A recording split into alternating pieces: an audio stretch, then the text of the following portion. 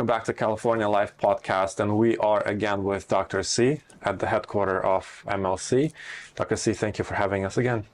Thank you. I appreciate all the effort that you put in and all the opportunity to make us heard and seen out there.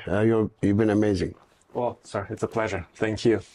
Dr. C, this year we have a very exciting thing to celebrate. It's the 15th year anniversary of MLC. Yes, sir. And I've been recapping everything that we've done together from our first meeting almost a decade ago. Sure. And then we filmed season 1. I think this is Mrs. Tatiana, and you better pick up the phone. Very good. Back to our backstory. I've been recapping everything that we've worked together a little bit since 2015 when we met the first time, a decade. Yes, sir. And it began with our little interviews for News of the World. Sure. It was my first thing with you, which I did for, I ran a show, Real Deal Hollywood back then. That's right. And I was extremely bad looking, skinny, and then thanks I don't know to you. about that. Well, You've always been good looking and healthy and tall. Good. well, Very good. tall, yeah, but skinny, and who likes that? But thanks to you, it improved a lot. And then we've done magazines, and we've done My American Family this season, Right. and Life Academy on air, you name it, multiple shows, multiple episodes here and publications, your documentary. You've grown from one office to 6. Congratulations on the Thank new you one so in much. Sacramento. Thank you. How, if you look back, what do you feel? How do you, what would you say about this 15-year journey that you've had? Thank you. It's been an amazing journey.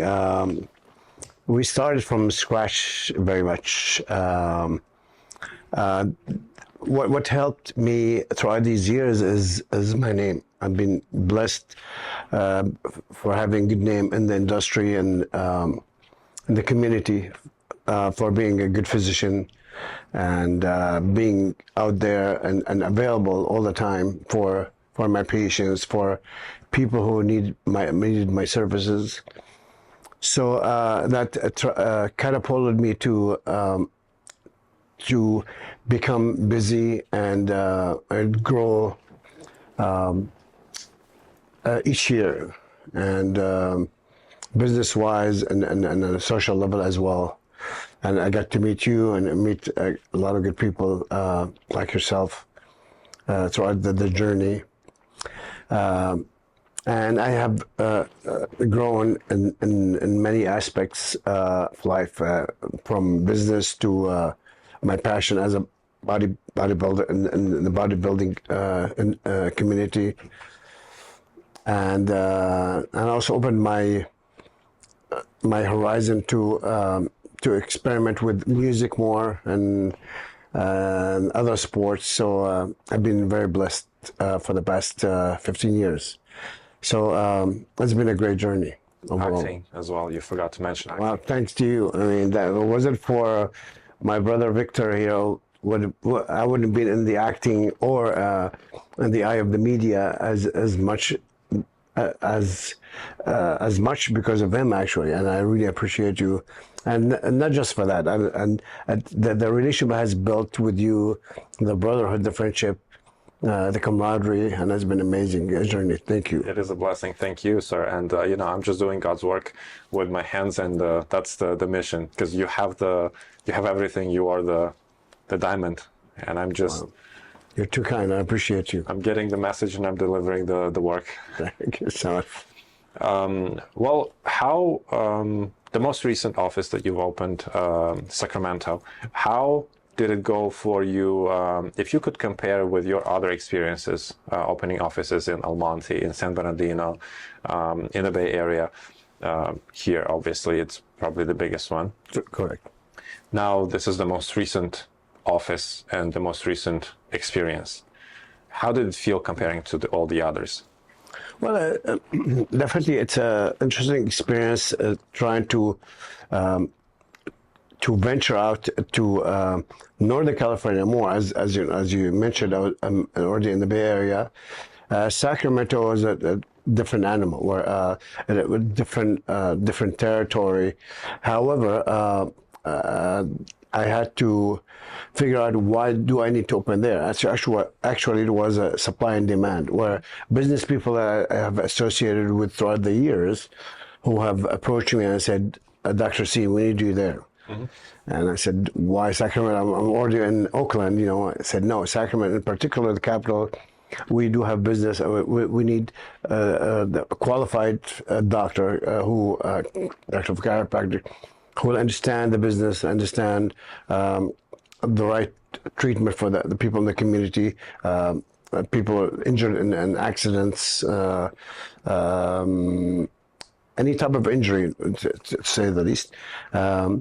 So they needed my expertise, and I feel blessed that I was asked that question to be there. So I was obliged to open that office and equip it nicely, and make sure I find the right doctor who follows my footsteps and my technique, and so that's been interesting and exciting for me, and hopefully it will take off, and maybe in the future we'll open more offices somewhere else.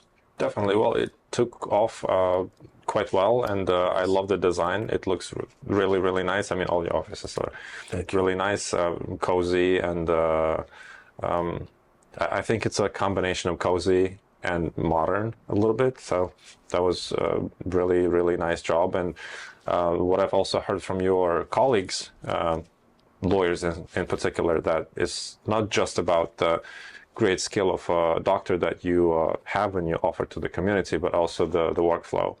Many other doctors, even if they were decent, obviously not comparing to yours skills, but the workflow is a problem. Documents, all this side is a problem, and they all complimented you and the way you trained your team. How did you create this system that works, that helps the lawyers and other partners of yours with this side, with documents, with this flow? Very good question. It goes back to when I was in school as a student. I was blessed to be the top of my class, and I wanted to be the best doctor I can be. So I attended every single class, every single hour. Didn't miss out, to make sure, and I'm observing and absorbing all the information possible, so to become a better physician. And I knew during school, the only thing they can teach us is how to be a good doctor. And of course, I had to learn down the line. I had to take it a step further to learn to be a good businessman as well, and understand how the needs of the attorneys who they'll be referring business to me, like the personal injury, to be exact. What's required? Like you said earlier, it's not just being a good doctor. It's good enough. You need to be a good businessman and have a better flow of business, and make sure you have the right staffing, and teach the right staffing. First of all, more than anything, is to be a good functioning clinic, to really care for the patients, to have the right and the most bright business model, so the patient get the best care possible.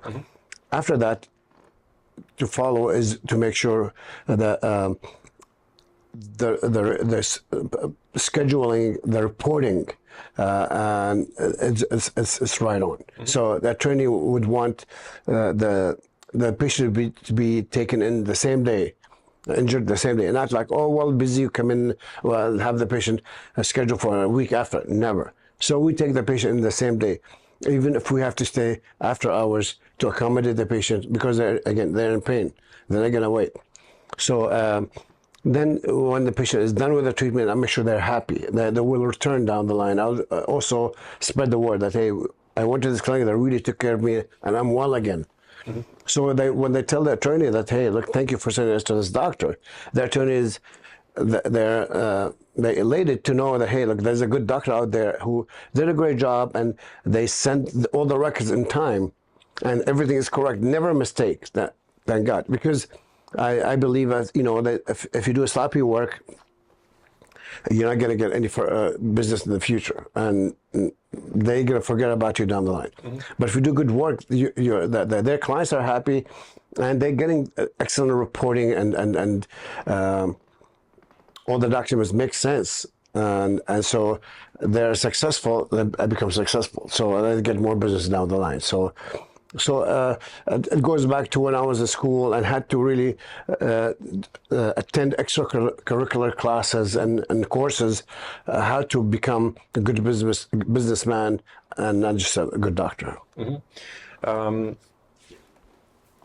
I've dove and tried to study what's behind this question, which I just asked you, and I think I rewatched your documentary a few hundred times, and when it's running, I can probably speak with it exactly I'm sure.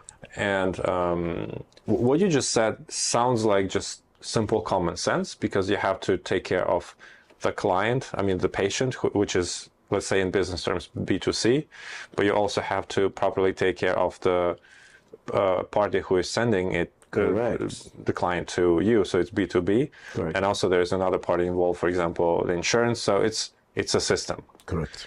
And it sounds like common sense that, well, we take care of the system, but not really many people do that, and in fact, probably you're the only one. And it was in my head, how is that happening? How do you figure it out? How do you see it? And then in one of our interviews, remember, which we recorded after having a nice chat and a cigar, you explained to me that in your case, when you do chiropractic care, it's not just fix the spine or the bone, whatever is needed. True. You look at the eyes, you see if maybe it's not cancer or any. So you have this kind of holistic approach. Exactly. Which you explained to me you needed to study everything in medicine. True. To be able to see the whole system, and it might not be what is on the surface, that pain in the back, it might cause by other things. That we go through toward the cause, not the symptom, and that's exactly it. Yes. Exactly. And it's a part of systematic approach. It's not just targeted or local. It's holistic, systematic approach. And it seems to me that you took this approach just into the business side. This is your personal thing. So that was my thought, my discovery, but you definitely shared a lot more. With this anniversary, what do we have planned? Or, you have planned? Well, of course, Tatiana, the GM, happened to be my wife, my loving wife. She's extremely organized, and she's passionate about the business, passionate about having a nice anniversary for the company. So she's been planning for the past few months to make sure it stands out. Make sure the people are invited, the key people, and people will have a great time. We'll have a little bit of a documentary, maybe a small documentary about the history of our business from day one, and how did it ascend and grew to 6 offices. The key people who helped us, and absolutely you're up there, and we appreciate you very much. You made a huge difference in our lives and our business as well. So the stuff and all the hard work, and never a complaint, never said I can't, or I'm too busy for you, or you were always there. Even not just here. If I needed something up north in my office, any of the offices, you're the next day you're there. So I couldn't have asked for a better colleague, brother, and a friend, and I really appreciate you from the bottom of my heart. Thank you, sir. You've been amazing. The feeling is mutual, and we'll make sure to document your celebration. And a little spoiler that your character and MLC will be also in Aninaxi animation. So we will also combine the true story of MLC and animated story, which you will be probably as muscular as you are in real life. I'll get myself a little bigger. But you have this huge love towards art, whether it's music or art pieces or film animation. And together we also started the MLC show with Dr. Beast, and another one for our platform, The Common Sense, to help the youth. We've also discussed with you creating a show to groom younger boys, younger men into a better man. True. Some other stuff to help the ladies. How do you see making all of these things and everything as a system impacting the future generations? Having your obviously expertise, experience, and making these shows together for the youth. Thank you. I mean, I definitely have passion for teaching and passion for spreading whatever information I have, for even with my patients, my loved ones, my friends. And I always wanted to share, and I always wanted to learn. So I would love when people share information. I'm always welcome. I always have open ears. I always want to learn, because maybe in the back of my mind, I want to share what I'm learning. So. And that's what it's all about. It's not about taking information and be selfish. And as we don't spread the word, the education and the learning, you're not doing justice to the community or to yourself. So I would like to do more for the community, for the young people, men and women. And I would try to expand my knowledge and that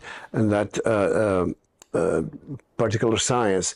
So I'm always learning. I'm always reading. I'm always researching, and whether it comes to nutrition, comes to psychological health, physical health, the exercise. Of course, it's the whole package. So. I look forward to doing more stuff, to be able to teach and do more episodes and more teaching segments. I think I'll be more than happy and elated to do that. Well, I think it's a great mission, and you don't charge people for sharing the knowledge, which makes it even greater. And I only hope that everyone who gets this piece of knowledge from you truly appreciates that as at least a half as I do. Thank you. Because no one can do as much as I have this feeling of appreciation. Thank you. But for the kids, especially our Jocelyn, Ian, and the other younger mentees kids. who you met and you will meet in the future, that'll be a great help, because I think that the younger generation now needs that a lot. Very true. With even such a simple thing as common sense, which is not as common not as common anymore. With being so busy, working patients, helping people, your community work, you sing in the choir, you serve at a church, or it's a cathedral now, not a church, right? You serve your community. How do you maintain this balance of also spending time with your family? Because you have a beautiful family and it's very strong together. Yes. How do you do that? I like to prioritize in general, so like some people, they have hobbies. They like to watch TV for 3 hours, 4, 5, 10 hours a day, or be on social media for 3 hours on their phone, Right. For me, I like to prioritize. I think my family comes first, of course, and my passion to my work, my business, my patients, and after that, definitely my community, either my church or volunteering work in many places. I develop that passion, and God gives me the strength and energy to do that. And then so I allocate my time according to a priority. So like I said, family, my business, and the community. Then I allocate some time for music, and so. And of course, the bodybuilding definitely it has to be there, because bodybuilding and exercising is a huge element and a big part of my life to make me a better person. Not just aesthetically, not just to flex and look big and better, but also to make me think better and have a healthier mind, like they say, healthier body and healthy mind. Of course. So. So that's why I wake up at 5 a.m. every morning. As you know, you've been to my house and we woke up together to go and work out. So I wake up at 5 o'clock in the morning, and sometimes I go to bed at 12 a.m. or 1 a.m. And so I have a small window for sleep. As much, whatever I can sleep is fine, because I think I can accomplish a lot throughout the day. And I wish I had like a 30-hour days or more. Now I can do more, you know what I'm saying? It's like, it's not about chill and relax and have a drink. As you know, I don't drink and I don't smoke. So I like to stay active. Okay, active makes you healthy, and you feel your life is full. And there's so much to learn, so much to experiment, whether it's fun or it's business-wise, or even taking on new friends and new people in the community, or new people from church. I'm always welcoming people. I never say no, kind of like you.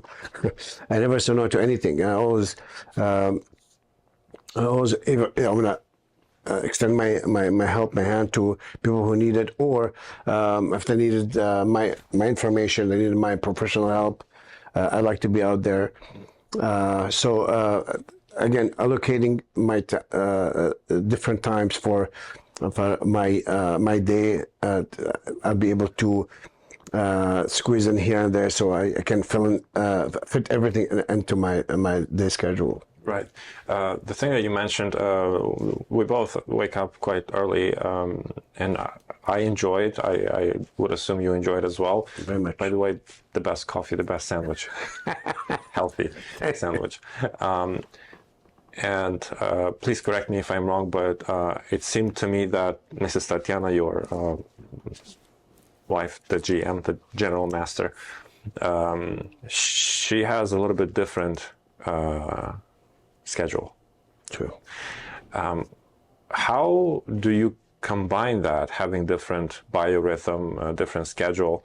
Does it create any conflicts, like in the morning when you have to wake up and someone wants to sleep, Actually, no. Like I respect her time. I respect her daily habits and her energy, because she puts a lot of work, a lot of effort into make sure the company is running. Yeah. So all the logistics, all the paperwork, all the report, most of the taxes, account payable, receivable. There's so much going on with this personal level or the business. Mm-hmm. So she does a lot. So sometimes when I go to bed, by midnight, she's up at 3 a.m. on her laptop working. Yeah. So she sleeps in, a little bit later in the morning, and I am on my tippy-toe wake up and make sure I don't wake her up, and I do my thing. And we have that agreement. So we respect each other's space and schedule. Mm-hmm. So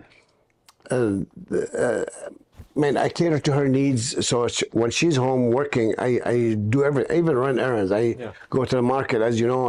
I buy groceries. I do whatever is needed. I run to the bank and make deposit. Whatever she wants me to do, I will, because I know her time is it's valuable, and it's all from home. So, but if she needs something, I'll drive her. Even I'll make the time to drive her whatever she needs to go. So there's mutual respect.